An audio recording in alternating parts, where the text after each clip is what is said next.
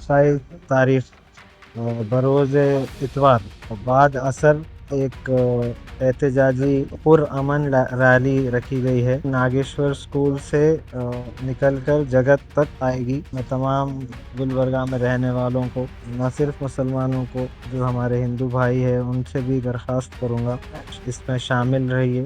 السلام علیکم۔ آج یہاں محترمہ کنیز فاطمہ صاحبہ کے گھر پر ایک میٹنگ رکھی گئی تھی، جس میں یہ طے پایا ہے کہ 27 تاریخ بروز اتوار بعد عصر ایک احتجاجی پرامن ریلی رکھی گئی ہے۔